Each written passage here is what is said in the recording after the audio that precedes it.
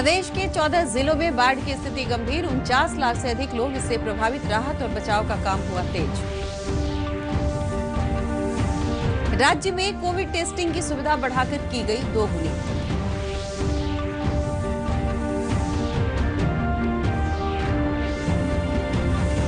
बिहार विधानमंडल का मानसून सत्र कल। पटना के ज्ञान भवन में होगी बैठक।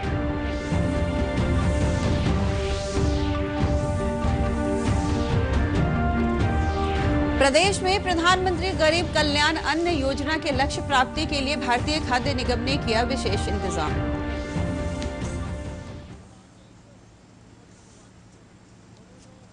नमस्कार, 5 बजे के बुलेटिन में आपका स्वागत है। खबरों के साथ मैं सोनी सिंह। समाचार विस्तार से। राज्य में बाढ़ की विभीषिका में कोई कमी नहीं आई है। वर्तमान में प्रदेश के 14 जिलों के 112 प्रखंडों की 1043 पंचायतें बाढ़ से प्रभावित है। बाढ़ प्रभावित जनसंख्या भी बढ़कर 49,05,000 हो गई है। लगभग 4 लाख लोगों को बाढ़ प्रभावित क्षेत्रों से निकाला गया है। एनडीआरएफ और एसडीआरएफ की 29 टीमें राहत और बचाव के लिए कार्य कर रही हैं। आपदा प्रबंधन विभाग के अपर सचिव रामचंद्र टुडू ने बताया कि राहत केंद्रों में 27,000 लोग रह रहे हैं, जबकि 8 लाख से अधिक की आबादी को सामुदायिक किचन से पका हुआ भोजन उपलब्ध कराया जा रहा है। सरकारी आंकड़ों के अनुसार राज्य में बाढ़ से जुड़े हादसों में 13 मनुष्यों और 16 पशुओं की मौत हुई है। मुजफ्फरपुर में गंडक, बूढ़ी गंडक और बागमती नदी का जलस्तर खतरे के निशान से ऊपर होने के कारण जिले के 13 प्रखंडों के 210 पंचायत बाढ़ से प्रभावित हो गए हैं। आज मुरौल प्रखंड के मोहम्मदपुर कोठी गांव में तिरहुत नहर का दायां तटबंध टूट गया, जिससे आसपास के गांव में बाढ़ का पानी फैल गया। जिला प्रशासन और एनडीआरएफ की टीम राहत और बचाव कार्य में जुटी हुई है। पूर्वी चंपारण जिले में बाढ़ के कहर के बीच विषैले सांपों के निकलने से ग्रामीण परेशान हैं। आज एक ही घर से 50 से अधिक सांपों को ग्रामीणों ने निकाला। उन्होंने बताया कि चारों तरफ पानी भरने के कारण सांप घर में घुस रहे हैं। दरभंगा जिले के करजापट्टी में कल अधवारा समूह की नदी पर बना भीमा बांध टूटने से नए इलाकों में बाढ़ का पानी तेजी से फैलने लगा। ग्रामीणों ने अपने स्तर से कटान रोकने का प्रयास किया। बाद में जिला प्रशासन के सहयोग से कटान पर काबू पा लिया गया। बताते चले कि दरभंगा में बाढ़ से 16,29,000 से अधिक की आबादी बाढ़ प्रभावित है।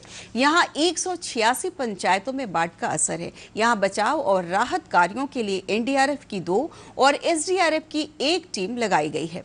समस्तीपुर जिले के रोसड़ा में बूढ़ी गंडक का जलस्तर 1987 के उच्च बाढ़ स्तर को भी पार कर गया है। हालांकि बढ़ाव की इस प्रवृत्ति के साथ नदी का जलस्तर अभी स्थिर है। जिले में बागमती, कोशी, कमला और करेह नदियों के बढ़ने से कल्याणपुर, बिहान, हसनपुर और सिंधिया ब्लॉक की 33 पंचायतों के 94 से अधिक गांव बाढ़ से बुरी तरह प्रभावित हैं। इन गांवों की 1,20,000 से ज्यादा आबादी बाढ़ के प्रकोप का सामना कर रही है। पूर्णिया स्थित नगर प्रखंड में हरदा कल्याणपुर मार्ग पर एक पुल के टूट जाने से खेतों में पानी भर गया है, जिससे फसल बर्बाद हो गई है। ग्रामीणों को भी आने जाने की दिक्कतों का सामना करना पड़ रहा है। पिछले 24 घंटों के दौरान नेपाल के जलग्रहण क्षेत्रों में भारी से लेकर मध्यम वर्षा हुई है। इस बीच मौसम विभाग का कहना है कि अगले 2 दिनों में नेपाल और बिहार में स्थित सभी नदियों के जलग्रहण क्षेत्रों में हल्की से लेकर मध्यम वर्षा होगी। प्रदेश में कोरोना संक्रमण से ठीक होने वाले लोगों की संख्या लगातार बढ़ रही है। यह संख्या बढ़कर अब 35,473 हो गई है। वर्तमान में कोरोना से ठीक होने वालों की दर 65.08% है। स्वास्थ्य विभाग के सचिव लोकेश कुमार ने वीडियो कॉन्फ्रेंसिंग के माध्यम से बताया कि कोरोना के 2,502 मरीज पाए गए हैं। उन्होंने बताया कि वर्तमान में कोरोना के सक्रिय मरीजों की संख्या 18,722 है।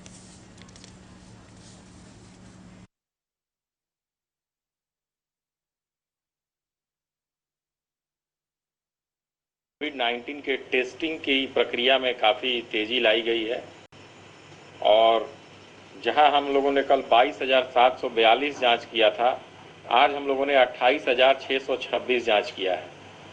इस प्रकार आप देखेंगे कि जो टेस्ट, ट्रैक और ट्रीट का जो हमारा जो इसका मंत्र है कोविड-19 का, उस पर हम लोग पूरी तरह से लगे हुए हैं और टेस्टिंग के आंकड़े में निरंतर बढ़ोतरी की जा रही है।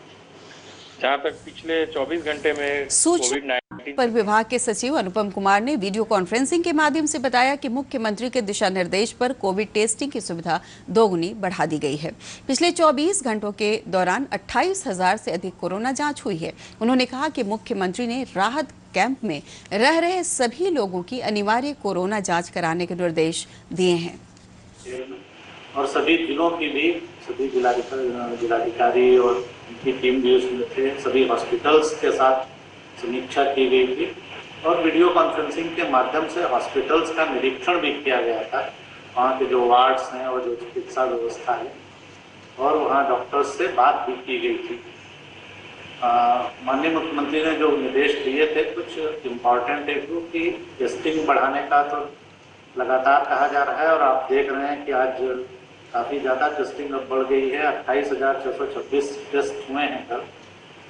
इसके अलावा एक चिकित्सकीय परामर्श के लिए माननीय मुख्यमंत्री जी ने निर्देश दिया है कि जो भी पेशेंट्स हैं उनको चिकित्सकीय परामर्श आसानी से सुलभ हो सके, तो इसके लिए उनको वीडियो कॉल के माध्यम से विभिन्न तरह के जो ऐप्स हैं गूगल मीट या इस तरह का उपयोग करके उनको परामर्श दिया जाए और जो हॉस्पिटल में लोग हैं उनका भी विजिट और डॉक्टर्स वगैरह का रेगुलर हो, ठीक से हो।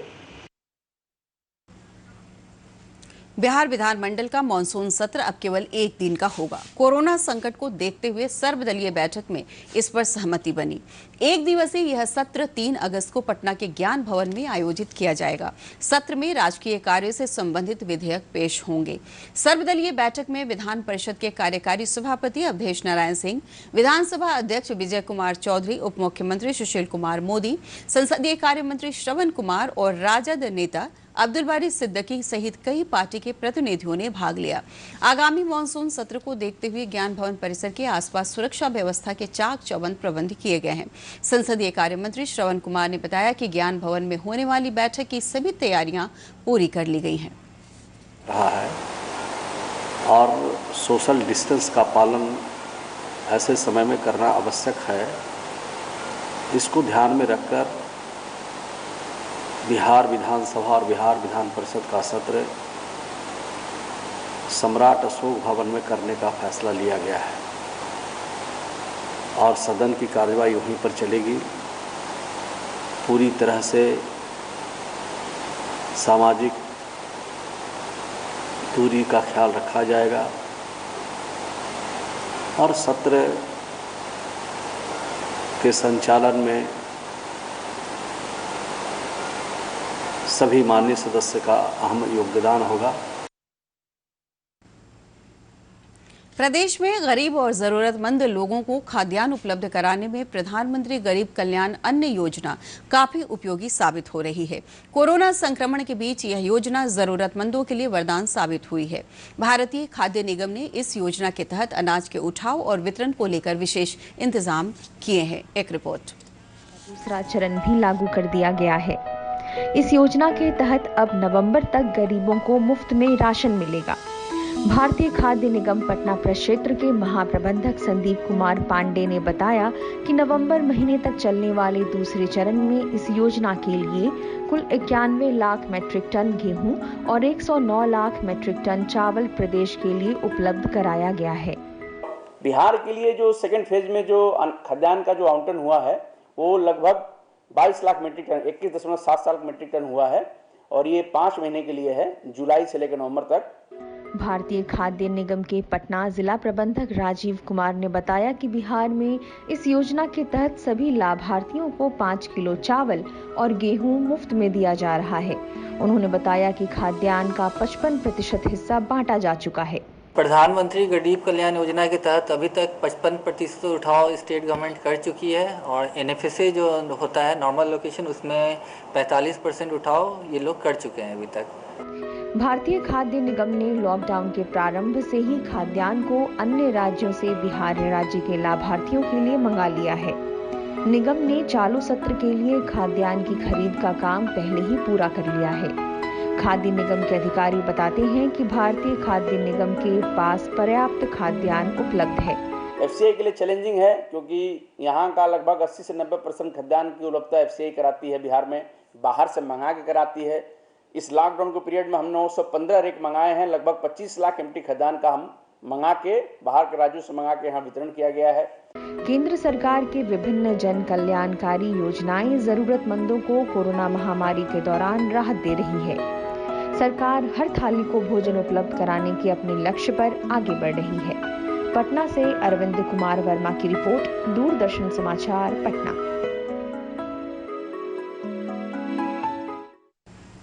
मुख्यमंत्री नीतीश कुमार ने आज पटना में विधानसभा सचिवालय द्वारा प्रकाशित सियासत में सदाशयता पुस्तक का लोकार्पण किया। इस मौके पर विधानसभा अध्यक्ष विजय कुमार चौधरी भी उपस्थित थे। इस पुस्तक में विधानसभा की महत्वपूर्ण गतिविधियों, राष्ट्रमंडल संसदीय संघ भारत प्रक्षेत्र के 6ठे संकलन का सफल आयोजन, शराबबंदी कानून और जलवायु परिवर्तन पर विमर्श, विधानसभा की प्रक्रिया एवं कार्य संचालन नियमावली में सुधार संबंधी विषयों पर चर्चा की गई है। मुख्यमंत्री नीतीश कुमार ने कहा है कि अगर दिवंगत अभिनेता सुशांत सिंह राजपूत के पिता इस केस की सीबीआई जांच कराने की मांग करते हैं तो राज्य सरकार इसकी सिफारिश कर देगी। सुशांत मामले पर राज्य सरकार के रुख की जानकारी देते हुए पुलिस महानिदेशक गुप्तेश्वर पांडे ने बताया कि जांच के बाद इस मामले का पूरा सच सामने आ जाएगा। श्री पांडे ने कहा कि बिहार पुलिस की टीम पटना में प्राथमिकी दर्ज होने के बाद मुंबई जाकर मामले की जांच कर रही है। उन्होंने मुंबई पुलिस से भी जांच में सहयोग करने की अपील की है।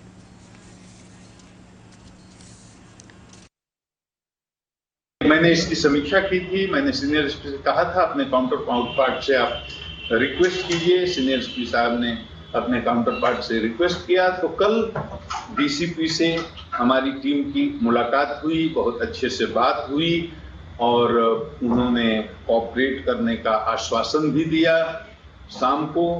और वहां से निकलने के बाद हुआ ऐसा कि मीडिया के काफी लोग बाहर जमा हो गए थे, तो मीडिया के लोगों से हमारी टीम को बचाने के लिए उनको मुंबई पुलिस अपनी गाड़ी में बिठा करके ले गई और उनको सुरक्षित जहां उनको रुकना था वहां पहुंचा दिया। कोरोना महामारी के बीच राखी के त्योहार को लेकर बाजार में थोड़ी चहल पहल है। कल रक्षाबंधन का त्योहार है। बाजार में इस वर्ष स्वदेशी राखियों की मांग ज्यादा है। बहनें अपने भाइयों के लिए राखी के साथ साथ मास्क और सैनिटाइजर भी खरीद रही हैं। देखिए ये रिपोर्ट। राखियों की दुकानों की भरमार है। इस वर्ष चाइनीज राखियों की बजाय देसी और हस्त निर्मित राखियों की मांग ज्यादा है। बाजार में राखी के साथ साथ मास्क और सैनिटाइजर की भी मांग है। ऑनलाइन राखियों की खरीद हो या स्थानीय बाजार, दुकानदार भी विशेष स्कीम के तहत राखी बेच रहे हैं। राखी के साथ सैनिटाइजर भी खरीद रहे हैं, मास्क भी खरीद रहे हैं। अब कम कस्टमर आ रहे हैं, गिना गुता कस्टमर आ रहे हैं। दिन भर इस टाइम सेल का टाइम था, आप देख रहे हैं कि दुकानदारी देख ठप पड़ा हुआ है। कोरोना संक्रमण के फैलाव को देखते हुए शहर के लोग जागरूक हैं। बाजार में राखी खरीदने आई एक महिला ने बताया कि कोरोना के कारण इस बार त्योहार काफी फीका लग रहा है। पहले ज़्यादा भीड़ भाड़ होती थी और अच्छा लगता था, इस बार थोड़ा कम है, भीड़ भी बहुत कम है और फेस्टिवल भी अच्छे से नहीं मनाया जा रहा है। हर एक राखी विक्रेताओं ने बताया कि कोरोना संक्रमण के कारण बिक्री पर असर पड़ा है। लोग घरों से बहुत कम बाहर निकल रहे हैं। बाजार में सन्नाटा पसरा हुआ है और पहले नियम बाजार भीड़ भाड़ कराता था वो भी नहीं है। कोरोना के डर से कोई आदमी निकल नहीं पा रहे हैं। जो निकल रहे हैं जैसे चाह रहे हैं लेकर निकल जा रहे हैं, समय नहीं दे पा रहे हैं। इसके कारण हम लोग का बहुत मरण हो रहा है। इस वर्ष रक्षाबंधन के त्योहार पर बहनें अपने भाइयों की कुशलता के साथ साथ कोरोना संक्रमण से बचने की भी कामना कर रही हैं। पटना से अरविंद कुमार वर्मा की रिपोर्ट के साथ दूरदर्शन समाचार, पटना। पहले मुख्य समाचार। प्रदेश के 14 जिलों में बाढ़ की स्थिति गंभीर, 49 लाख से अधिक लोग इससे प्रभावित। राहत और बचाव का काम हुआ तेज। राज्य में कोविड टेस्टिंग की सुविधा बढ़ाकर की गई दोगुनी।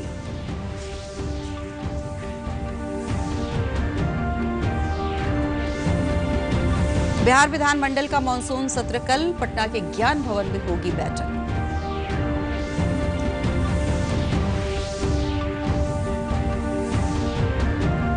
प्रदेश में प्रधानमंत्री गरीब कल्याण अन्न योजना के लक्ष्य प्राप्ति के लिए भारतीय खाद्य निगम ने किया विशेष इंतजाम।